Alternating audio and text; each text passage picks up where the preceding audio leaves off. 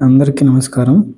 స్వాతంత్ర సమరయోధులు, భారత మాజీ ఉప ప్రధాని డాక్టర్ బాబు జగజ్జీవన్ రామ్ జయంతిని పురస్కరించుకొని ఎంతోమంది రాజకీయ ప్రముఖులు ఇవాళ ఆయనకి ఘన నివాళులు అర్పించడం జరిగింది. ఎన్నో వేల పోస్టులు, ట్వీట్లు ఇవాళ ఆయన గురించి సోషల్ మీడియాలో దర్శనమిస్తున్నాయి. ఎంతమంది ఆయన జయంతిని జరుపుకోవడానికి గల కారణం ఏంటి? అసలు ఎవరు బాబు జగజ్జీవన్ రామ్?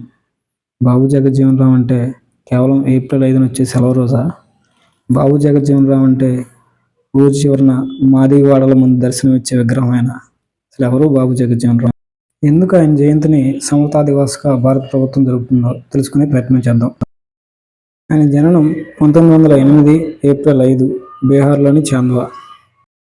బెనారస్ హిందూ యూనివర్సిటీలో ఇంటర్మీడియట్ చేసి కలకత్తా విశ్వవిద్యాలయంలో బీఎస్సీలో డిగ్రీ పట్టా సంపాదించారు. అంటరానితనానికి, కుల వివక్షతకు వ్యతిరేకంగా అనేక ఉద్యమాల్లో పాల్గొన్నారు. ఆల్ ఇండియన్ డిప్రెస్డ్ లీగ్ ఏర్పాటు చేయడంలో ఆయన వంతు పాత్ర పోషించారు. బీహార్లో భూకంపం సంభవించినప్పుడు ఆయన పాత్ర అనిర్వచనీయం. బాబూజీ గాంధేయవాదిగా కాంగ్రెస్ విధానాల పట్ల ఆకర్షితులై 1936వ సంవత్సరం బీహార్ నుంచి లెజిస్లేటివ్ సభ్యుడిగా ఎన్నికయ్యారు. 1936 నుంచి 1986 వరకు 50 సంవత్సరాల పాటు ఓటమి ఎరగని గొప్ప నాయకుడు బాబూజీ. ఇది ఇప్పటికీ ప్రపంచ రికార్డు.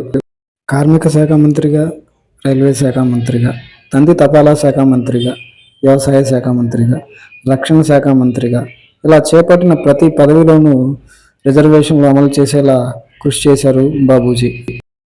1971 ఇండియా పాకిస్తాన్ యుద్ధం, బంగ్లాదేశ్ స్వాతంత్రం. అప్పటి రక్షణ శాఖ మంత్రి మన బాబు జగజ్జీవన్ రామ్. పెద్ద సమస్య దేశమంతా ఆహార ధాన్యాల కొరత. పరిష్కారం హరిత విప్లవం.